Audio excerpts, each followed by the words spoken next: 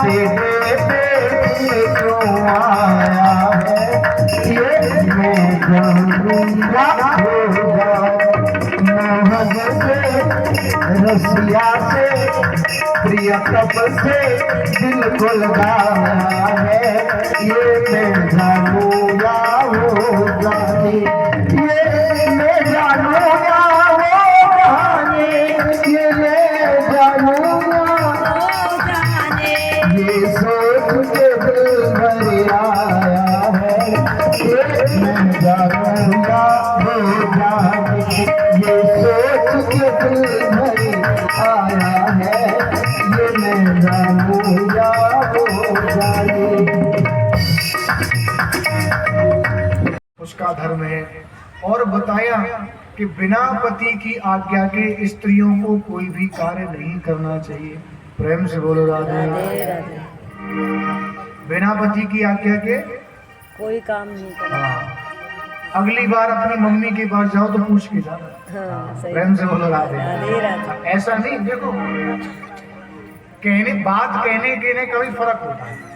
एक है कि मैं अपनी माता जी के यहाँ जाना चाहती हूँ, क्या चली जाऊँ, एक तो ये बात हो गई। और दूसरी बात क्या है कि मैं अपनी मम्मी के यहाँ जा रही हूँ, एक ये बात हो गई। तो कहने का भी फर्क है। आप प्रेम से पूछ लेंगे तो मना नहीं करेंगे। सदैव अपने पति की आज्ञा का पालन करना चाहिए।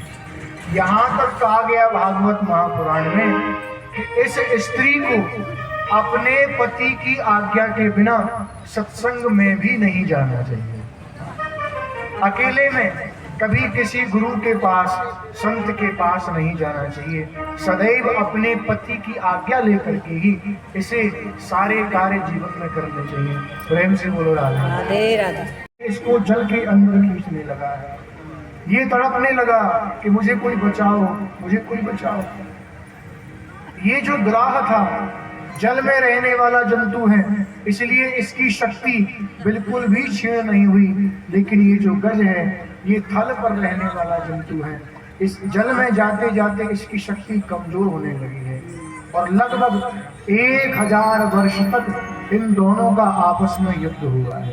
प्रेम से बोलो राधे। जब इसके पत्नी बच्चों ने देखा कि अब हम इसको बचा नहीं सकते तो इसे छोड़ करके यहाँ से चल दिए। आपकी विपत्ति के समय आपका कोई साथी नहीं होने वाला है। घनी विपत्ति में आपके सगे संबंधी आपसे नाता तोड़ करके चले जाते हैं। आपका सहारा केवल परमात्मा मेरे गोविंद ही बनते हैं। तो इसलिए कहा जाता है भैया सदैव भगवान को याद करते रहिए, विपत्ति के समय आपको वही काम आने वाले हैं। प्रेम से बोलो राधे। ये पूरा का पूरा जल में चला गया और ये ठाकुर जी को पुकारने लगा। जब भगवान नहीं आए हैं, अंत में केवल एक तिल भर सूर इसकी बाहर रह गई। सरोवर से एक कमल इसने तोड़ा है और भगवान को अर्पित कर दिया है। हे मेरे नाथ, मैं अब आपकी शरण हूँ कन्हैया, आप आकर के मुझे बचाइए। इसने पुकारा है हरि, और भगवान संत जन बताते हैं भैया इसने हरि कह करके पुकारा। क्या पुकारा? हरि। हरि।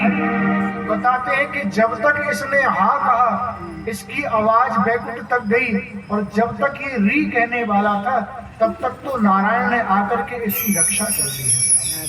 प्रेम से बोलो राधे। भगवान अपने भक्त की रक्षा के लिए इतनी जल्दी आतुर होते हैं, इसलिए भगवान इस ग्राह की रक्षा कर, गज की रक्षा करने के लिए आए। और सब लोग यही कहते हैं भैया कि जब कोई किसी का सहारा नहीं होता तो नारायण उसके सहारा बनते हैं। प्रेम से बोलो राधे राधे।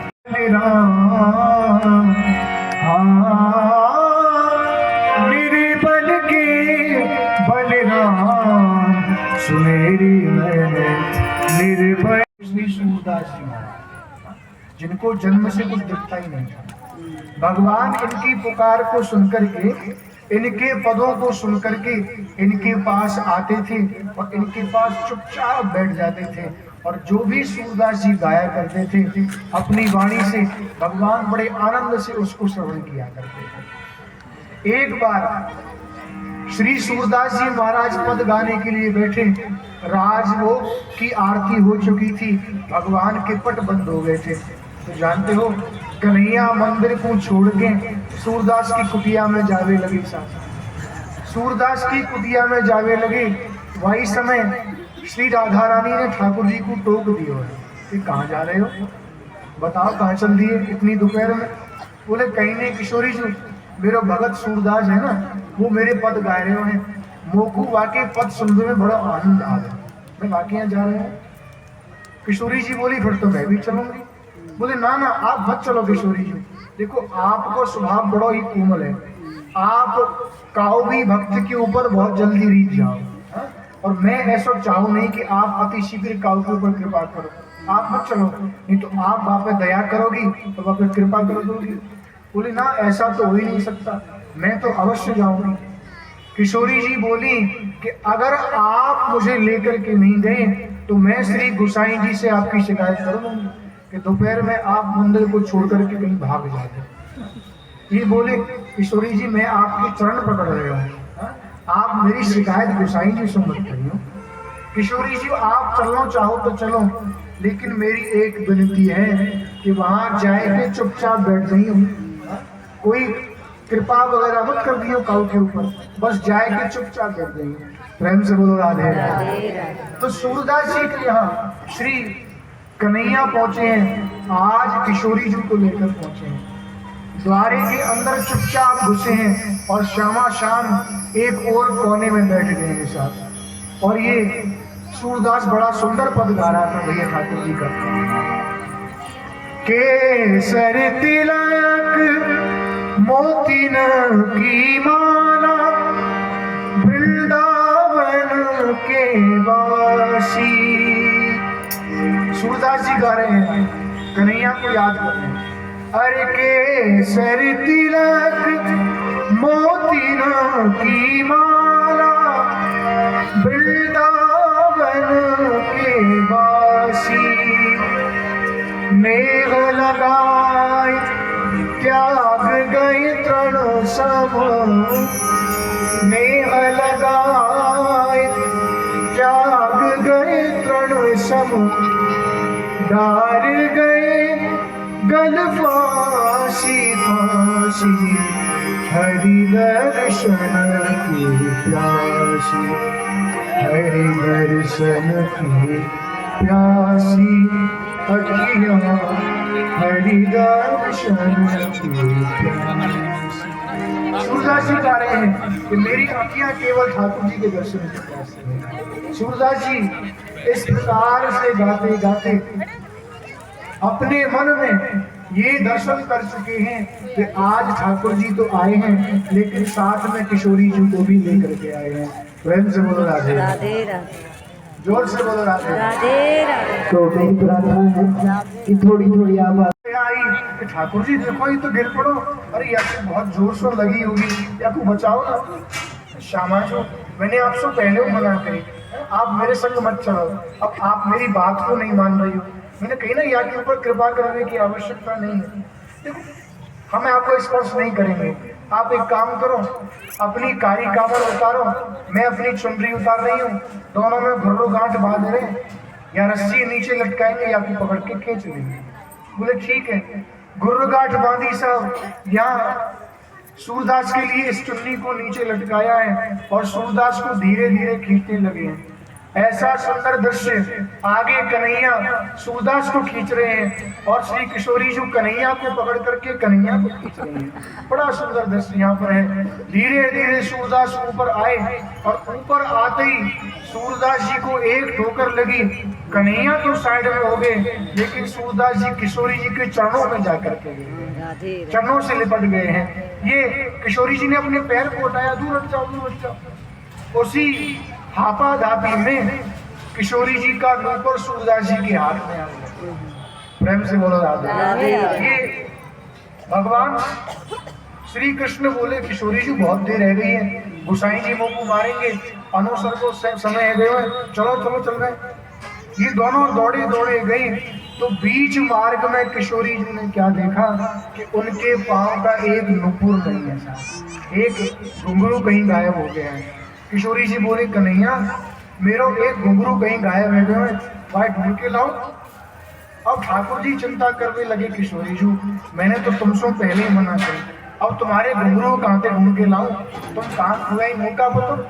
बोले ना कन्हैया, वो घुंघरू बड़ा ही उत्तम है, न जाने कौन से हाथी के दांत से बने हुए, तो बहुत बढ़िया घुंघरू है, मुझको तो वही चाहिए लाए थे। तो मुझको ऐसा लग रहे हो कन्हैया, वो सूरदास मेरे चरणन में गिरो ना तो वहीं कहीं टूट के गिर पड़ा होगा, मेरे घुंघरू को लेके आओ। कन्हैया पीछे लौट करके आए, वहां सूरदास जी को नहीं पाया है, घुंघरू को भी नहीं पाया है। सूरदास जी की कुटिया में पहुंचे, कहा बाबा अरे मैं वही छोरा हूँ जो तुम्हें गड्ढे में से बचावे को आए हो, देखो मेरे संग एक सखी और आई, रातों घुंघरू टूट के गिर पड़ो। कहा तुमने वो घुंघरू देखो है? बोले बोलता ना, वो तो कहा है घुंघरू। बोले अच्छा बाबा झूठ बोल रहे हो कि तुम्हारी बगल में कहाँ दबक रहे हो बताओ। बोले घुंघरू ना है, ये तो कुछ और चीज है। निकाल करके देखा तो घुंघरू ही प्राप्त हुआ। सूरदास बाबा तो तुम तो बड़े झूठ बोल रहे हो, ये मेरी सखी का घुंघरू है, रुको वापस दे दो। सूरदास जी बोले कि या घुंघरू को मैं तुम्हें नहीं दे सकती। बोले क्यों? अरे तुम अपनी सखी को बताएंगे या घुंघरू को मुझसे ले जाओगे और पीछे से कोई और सखी आई, माने कही कि ये घुंघरू वाको है, तो मैं क्या करूँगा? हाँ? ये घुंघरू तुम्हारा नहीं है, और यदि तुम्हारा है तो या कि मैचिंग को जो दूसरा घुंघरू है वह लाए के मुंह को दिखा दो, मैं अपने हाथ से टटोल के देख लूंगा और तभी जाके तुम्हें घुंघरू वापस करूंगा। सूरदास जी बड़ी चालाकी खेल रहे हैं साहब। बोले सखी को लानो पड़ेगा? बोले हाँ लानो पड़ेगा। कन्हैया दौड़े दौड़े गए, किशोरी जी से निवेदन करो कि आपको घुंघरू ऐसे नहीं देंगे, वो कह रहे हैं कि दूसरे घुंघरू को टटोल के देखेंगे, उसके बाद आपको यहाँ घुंघरू वापस करेंगे। किशोरी जी और ठाकुर जी दोनों सूरदास जी के पास गए और ठाकुर जी ने कही सूरदास बाबा देखो अपनी सखी को मैं ले आया हूँ, आप टटोल के देख लो वही घुंघरू है कि नहीं। सूरदास जी लगते हैं, पैरों को टटोला है और कस के पैरों से आलिंगन कर लिया है। किशोरी जी मैंने आज आपको पहचान लिया है, मैं आज आपके चरणों को छोड़ने वाला नहीं। किशोरी जी को दया आई कि श्याम सुंदर या को दर्शन दे देगा। किशोरी जी मैंने आपसे मना करी कि मेरे संग मत चलो, आप बहुत शीघ्र काऊ भक्त के ऊपर रीत जाओ, मैंने आपसे मना करी ना, लेकिन अब या की इच्छा की पूर्ति आपको करनी पड़ेगी। किशोरी जी ने अपने दोनों नूपुर उतार के सूरदास जी के नेत्रों से लगाए और सूरदास जी को दिव्य ज्योति प्राप्त हुई है और दोनों के दर्शन श्री सूरदास जी महाराज ने किए। बोलो भक्त वत्सल के टिकिया भल्ले खा रहे हैं, हाँ क्या बोलते हैं आपके यहाँ? हाँ दही बल्ले। दही बल्ले जिस टेबल पर बैठ करके आप खा रहे हो उसी टेबल पर आपने उस टोकरी को रखा हुआ है जिसमें आपके भगवान विराजमान है। झूठ मूठ वहीं पर हो रहा है, वहीं ठाकुर जी बैठे हुए हैं।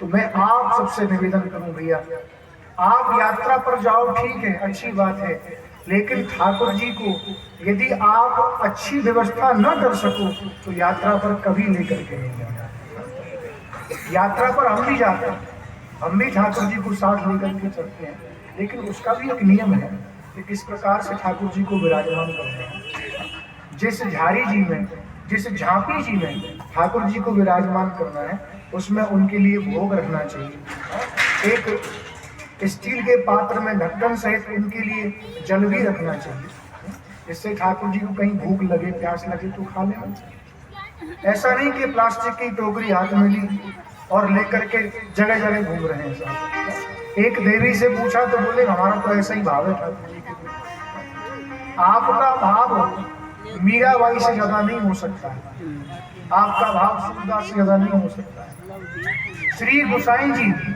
वल्लभाचार्य जी, श्री श्रीनाथ जी को अपना पुत्र मानते थे। हाँ बहुत ध्यान से सुनना। मीराबाई क्या मानती थी? पति। पति मानती थी, लेकिन पति मानने के बाद भी उनकी सेवा करके साष्टांग दंडवत उनके सामने कर, उनकी सेवा में कोई त्रुटि ना रह जाए, बार बार इस बात का ख्याल रखें। और आप अपने मन में विचार करते हो कि झूठी टेबल पर ठाकुर जी को बैठा रखा है, न जाने कैसी दूषित प्लास्टिक से वो डलिया बनी है, उसी में आपने ठाकुर जी को विराजमान कर रखा है और कहते हो कि तुम्हारा भाव ऐसा ही है। क्या ऐसे भाव से ठाकुर जी मिल जाएंगे? हाँ? बिल्कुल नहीं मिलेंगे। कटु सत्य है, लेकिन है तो है, नहीं मिलेंगे, बिल्कुल नहीं मिलेंगे। और आप अपराध के भागी बनते हो साहब। कुछ दिन पहले वृंदावन में एक न्यूज छपी थी साहब अखबार में, ज्यादा नहीं, लगभग 1 साल या 13-14 महीने हुए। न्यूज में छपाकर फोटो भी आया था। उस फोटो में दिखाया गया था कि एक भक्त भीड़ में बिहारी जी के दर्शन करने के लिए जा रहा था, अपने साथ लड्डू गोपाल जी को लाया था। लड्डू गोपाल जी को साथ में ना ले जा सका तो जानते हो उसने ठाकुर जी को कहाँ विराजमान कराया? वो लड्डू गोपाल जी को भीड़ में ना ले जा करके जूते घर में रख करके चला गया। ऐसी स्थिति इस प्राणी की। इससे अच्छा तो भैया मैं बार बार आपसे निवेदन करूं, कोई जरूरत नहीं है ठाकुर जी को अपने साथ ले जाने की। यदि आप ऐसा भाव मन में रखते हो तो निस्संदेह मेरे प्यारे आप बहुत बड़े पाप की भागी बनते हो। भगवान को भगवान ही रहने। लक्ष्मी मैया विचार करती हैं कि इस बुढ़े पति का मैं क्या कर रही है, मुझे इनसे विवाह नहीं करना है। आगे बढ़ी हैं, शंकर भगवान के दर्शन किए हैं। शंकर भगवान को देख करके विचार किया कि ये पति भी मुझे नहीं चाहिए। इसके शरीर पर तो कांकर डोल रही है, बिच्छू इसके कुंडल बने हुए हैं, सांप इसकी माला बनी हुई है, मुझे ये पति नहीं चाहिए। आगे जाकर के श्री भगवान विष्णु के दर्शन किए हैं, नारायण के दर्शन किए हैं। नारायण को देख करके बस लक्ष्मी मैया निहारने लगी हैं और विचार किया कि इनसे अच्छा पति मुझे कोई नहीं मिल सकता, और अपने गले की माला नारायण भगवान के गले में डाल दी है और इनका विवाह लक्ष्मी मैया के साथ संपन्न हो गया है। बोलो लक्ष्मी नारायण भगवान की। जिनमें से एक स्थान उज्जैन है, एक स्थान नासिक है, एक स्थान हरिद्वार है और एक स्थान प्रयाग है। बोला प्रयागराज की। यहाँ धन्वंतरी भगवान दौड़े हैं, सबने यहाँ झगड़ा किया है। उसी समय नारायण भगवान यहाँ मोहिनी का अवतार लेकर के आ गए हैं। बोलो मोहिनी भगवान की। से मेरा कुछ नहीं होने वाला है। जाओ, जाकर के राजा बलि के पास पहुंचो, वह अश्वमेध यज्ञ कर रहा है और उससे भिक्षा मांग करके लाओ। उसे छल करके तुम आओगी तभी यहाँ मेरी पूर्ति हो पाएगी। प्रेम से बोलो राधे राधे। ये वामन भगवान यहाँ से चले हैं और राजा बलि के द्वारे पहुंच करके यहाँ पुकार करने लगे हैं, भिक्षाम देहि। वामन भगवान पहुंचे हैं, तेरे द्वार खड़ा भगवान, भगत भर दे तेरे झोली, भगत भर दे तेरे झोली। ये जो कुछ मांगता है इसको देना नहीं। यदि तू इसको दे देगा ना तो ये तेरे को छल करके ले जाएगा यहाँ से। प्रेम से बोलो राधे राधे। जब से कहा, श्री राजा बलि विचार करते हैं, गुरुदेव यदि आपकी बात सत्य है, साक्षात जगदीश मेरे द्वारे पर मांगने के लिए आए हैं, तो भला ऐसा कैसे हो सकता है कि मैं उनको उनकी वस्तु प्रदान न करूं। आज भगवान मेरे द्वारे आए हैं तो मैं इनको अवश्य दूंगा। गुरुदेव ने विचार किया कि ये मेरी बात मानने वाला नहीं है, तो ये कमंडल की नाल में जाकर के बैठ गए हैं साहब। और कमंडल की नाल में जाकर के बैठे हैं। राजा बलि ने जल लेने का प्रयत्न किया लेकिन जल बाहर नहीं निकल रहा था। तो श्री वामन भगवान ने अपने आसन से एक कुशा निकाली है और इस कमंडल की नाल में कर दी है। जैसे ही कमंडल की नाल में की, अंदर से जोर से आवाज आने लगी, अरे मेरी तो फूट गई, मेरी तो फूट गई है। यहाँ शुक्राचार्य जी का एक बाजार भगवान वामन ने बंद कर दिया। ऐसा प्रेम से बोल रहा। इसलिए कहा जाता है कि कभी भी किसी के दान में बाधक नहीं बनना चाहिए। यदि कोई व्यक्ति दान करता है और आपसे सलाह मांगे तो आप उसे सलाह में कहिए कि और अधिक से अधिक दान करो, उसे कम करने का प्रयत्न कभी मत करना। हाँ, प्रेम से बोलो राधे। नहीं तो क्या होगा, जिस प्रकार से शुक्राचार्य जी ने अपनी आंख खोई है उस प्रकार से कहीं आपके साथ भी गड़बड़ ना हो जाए। तो बड़े सावधानी के साथ आपको रहना है। जो व्यक्ति जो भी दान करना चाहता है उससे कहिए भैया और अधिक से अधिक कीजिए। यहाँ श्री संत जन कहते हैं भैया लेते है कोई और देते है कोई। श्री राधा यहाँ लेने वाला कोई और है और देने वाला कोई और है। हाँ? लेते है कोई देते है कोई। और या शुक्र ने आंख अखारत खोली, शुक्र ने बेकार में अपनी आंख को खोली। प्रेम से बोल रहा है राधे राधे। तो सादा जल से करा दो, यमुना जल से करा दो, लेकिन गंगा जल से नहीं कराना चाहिए। बोला कृष्ण कन्हैया। और केवल सत्य बोला है। अनेक प्रकार के कष्ट सहन किए, घास की रोटी खानी पड़ी, हाँ? शमशान भूमि में कार्य करना पड़ा, लेकिन सत्य को कभी नहीं छोड़ा है। और इन्हीं के वंश में आगे जाकर के इनके पुत्र रोहित हुए हैं, और इसी सूर्य वंश में आगे जाकर के खट्वांग नाम के राजा हुए हैं, और खट्वांग राजा के दीर्घबाहु हुए हैं, और दीर्घबाहु के रघु हुए हैं, उनके अज हुए हैं, और अज के यहाँ महाराज दशरथ जी का जन्म हुआ है। बोलो दशरथ जी महाराज। मेरे पास इतना बड़ा राज्य है, लेकिन मेरे यहाँ कोई संतान नहीं है। एक बार भूपति मन माही वह गिलानी मोरे सुतना। जब मन में ऐसा विचार हुआ तो सबसे पहले राजा कहाँ गए हैं? अपने गुरु के घर गए हैं। गुरु ग्रह गयो तुरंत महिपाला, चरण लाग करी विनय विशाला। अपने गुरुदेव के चरण पकड़े हैं और विनय विनती की है, गुरुदेव मेरे यहाँ कोई पुत्र नहीं है, कोई तो उपाय कीजिए। यहाँ गुरुदेव ने ऋषि को बुलाया है और वशिष्ठ जी को बुला करके यहाँ पुत्र कामेष्टि यज्ञ कराया है साहब। यज्ञ करा करके स्वयं अग्निदेव भगवान उसमें से हवि प्रसाद लेकर के आए और कहा कि इसमें से समान समान भाग तीनों रानियों को बांट देना, जिससे तुम्हारे यहाँ भी सुंदर सुंदर पुत्रों का जन्म हो जाएगा। प्रेम से बोल रहा है। कौशल्या जी को दिया है, और उस आधे भाग के 2 टुकड़े करके यहाँ सुमित्रा और कैकेयी को दिया है साहब। मुख्यतः आप समझिए यहाँ तीनों रानियां गर्भवती हो गई हैं, और धीरे धीरे समय व्यतीत हुआ, और यहाँ आज वही सुंदर चैत्र का महीना 9वीं तिथि आई है, और मध्याह्न काल 12 बजे भगवान राम अपने चारों भैयाओं के साथ यहाँ प्रकट होकर के आते हैं। अरे 9वीं तिथि मधुमास पुनीता, शुक्ल सभी लोग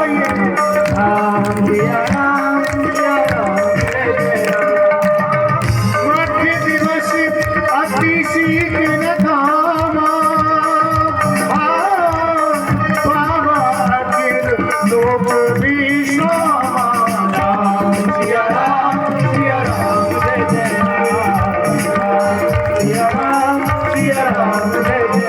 सभी नगरवासियों को देखते देखते चारों भैया आज यहाँ राजा दशरथ के यहाँ जन्म लेकर के आए हैं। एक दासी दौड़ी दौड़ी आई, महाराज बधाई हो, आपके यहाँ 1 नहीं 2 नहीं 3 नहीं 4 पुत्रों का जन्म हुआ है। राजा दशरथ बड़े प्रसन्न हुए, अपने गले का हाथ उस दासी को दे दिया है, और इस प्रकार से अयोध्या में चारों भैयाओं के जन्म का उत्सव मनने लगा है। बोलो रामचंद्र। इसको जाकर के समझाना चाहिए। नारद जी कंस के पास गए, समझाया, देख कोई भी पहला हो सकता है, कोई भी 8वां हो सकता है। ये बोला गुरु जी कैसे, ऐसा कैसे संभव है? नारद जी ने एक फूल लिया है साहब, और फूल लेकर के बताया कि यहाँ से गिन 1 2 3 4 5 6 7 8। अब यहाँ से गिन 1 2 3 4 5 6 7 8। मुख्यतः समझिए कि एक गोल मंडल है, कोई भी पहला हो सकता है, कोई भी 8वां हो सकता है। कंस ने कहा तो क्या गुरुदेव, क्या इस बालक को मैं मार दूं? बोले नारायण नारायण, हम क्यों कहें, तुम्हें जो करना हो करो, हमने तो तुम्हें शिक्षा दे दी है। हाँ? प्रेम से बोलो राधे राधे। राधे राधे। इसने इस बालक को बुलवाया और इस बालक को एक शिला पर दे करके मारा है और इसको यहाँ प्राण दंड इस कंस ने दे दिया है। प्रेम से बोलो राधे राधे। राधे राधे। धीरे धीरे कंस ने इसी प्रकार से देवकी के गर्भ से उत्पन्न 6 बालकों का वध कर दिया। 7वां बालक जब देवकी मैया के गर्भ में आया है तो नारायण भगवान ने योग माया को आज्ञा दी है कि यह गर्भ को ले जाए के रोहिणी मैया के अंदर प्रवेश कराए थे और यही गर्भ रोहिणी मैया के यहाँ पहुंचा और आगे जाकर के श्री बलराम जी महाराज का जन्म हो गया है। बोलो बलराम जी महाराज की जय। गर्भ के बारे में बता दिया कि वह तो नष्ट हो गया है। अब अष्टम गर्भ की बारी आई। देवकी मैया ने विचार किया कि हे वसुदेव जी, इस बार मोह को लग रहे हो हैं कि मेरे गर्भ से साक्षात भगवान प्रकट है के आवे वाले हैं। आप कैसे या गर्भ की रक्षा करिए। भगवान ने सभी की पुकार को सुना है और आज वही भादों का महीना है, अष्टमी तिथि है और रात्रि के 12 बजे है। नारायण भगवान चतुर्भुज अवतार में इस कंस की कारागार में जन्म लेकर के आ गए हैं। बोलो नारायण भगवान छोटे से बालक का रूप बनाया है और पास में रखे एक सूप में वसुदेव जी ने नन्हे से बालक को अपने चांद पर रखा है, अपने सर पर रखा है और इनको लेकर के चल दिए हैं। अरे ले वसुदेव चले गोकुल को, वसुदेव चले गोकुल, अरे ले वसुदेव चले गोकुल को, वसुदेव चले गोकुल, अरे ले वसुदेव चले गोकुल को, वसुदेव चले गोकुल, अरे ले वसुदेव चले गोकुल को, वसुदेव चले गोकुल। यक आड़े आए गई जमुना, मैं गई गन में सुन आई। यक आड़े आए गई जमुना, मैं गई गन में सुन आई। यक आड़े आए गई जमुना, मैं गई गन में सुन आई। यक आड़े आए गई जमुना, मैं गई गन में सुन आई। गांव आते हो और गोकुल गांव में यहाँ वहाँ के पंच नंद बाबा निवास करे और उनकी पत्नी यशोदा मैया निवास करे। जब इशारा करें तब लेकर के आना। प्रेम से बोलो राधे राधे। यशोदा मैया निवास करे और ये ब्रजवासी बड़े चिंतित हुए करे कि मैया की 85 वर्ष की अवस्था है गई और मैया के यहाँ एक बालक को जन्म नहीं भयो। ये ब्रजवासी ब्राह्मण जायो करे, मैया बाबा तुम्हारे निमित्त हम अनुष्ठान करेंगे, आप चिंता मत करो। ये ब्रजवासी जमुना जी के किनारे पहुंचे और सिलवट्टा लियो साहब और चकाचक पहले तो भांग होती है और भांग खाए के ये अलमस्त कह के पुकारे, हे यमुना मैया हम पे अनुष्ठान करवो तो नहीं आवे, लेकिन अपने सच्चे मन से एक बार आपसे प्रार्थना कर रहे हैं हमारी मैया के यहाँ कोई बालक ना आए, मैया के यहाँ कोई बालक को जन्म ले जाए। ये ब्रजवासी पुकार करे और वही समय एक दिन मैया को ऐसो भान भयो कि मैया गर्भवती है। बाबा आनंद बड़े ही प्रसन्न भये साहब। धीरे धीरे जब समय व्यतीत भयो, आज जब 9 महीना पूरे बीत गए तो मैया को प्रसव की पीड़ा है वे लगी है। मैया को दाई ने भीतर लेके गई। बाबा आनंद बड़े ही चिंतित भये, आंगन में इधर से उधर टहल रहे हैं, विचार कर रहे हैं अभई तो कछु भयो ही ना है, अरे अभई तो कछु भयो ही ना है। आवाज लगाई दासी कछु भयो का, बोले ना बाबा अभई कछु नहीं भयो। बहुत देर जब रह गई, बाबा आनंद जब घूम रहे थे तो भीतर से काऊ बालक के रोवे की आवाज आई। बाबा आनंद बड़े खुश हुए, एक दासी दौड़ी दौड़ी आई, बाबा बधाई है, अरे तुम्हारे यहाँ एक छोटे से लाला का जन्म भयो है। बाबा ने जैसे ही सुनी, बाबा ने बहुत सो दान यहाँ दासी को दियो है और नंद के लाला को यहाँ जन्म है गयो है। बोलो कृष्ण कन्हैया लाल, बोलो नंद के लाला की जय। मैया यशोदा की कहा भयो लाला और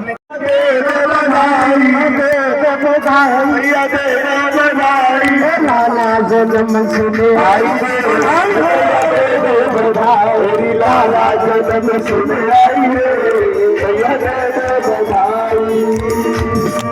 सूट गई लूंगी मैं साड़ी रही लूंगी, सूट गई लूंगी मैं साड़ी रही लूंगी, साड़ी नहीं लूंगी सूट नहीं लूंगी, साड़ी नहीं लूंगी सूट नहीं लूंगी, लगेगी दे दो साड़ी रे भैया दे दो बधाई, लगेगी दे दो साड़ी रे भैया दे दो बधाई। लाला लाला लाला जन्म सुने आई रे भैया दे दो बधाई, लाला जन्म सुने आई रे भैया दे दो बधाई। काने के में कुंडल लोगी, काने के में कुंडल लोगी, कुंडल लोगी, कुंडल लोगी, कुंडल लोगी, कुंडल लोगी, नकलसी दे दो साई रे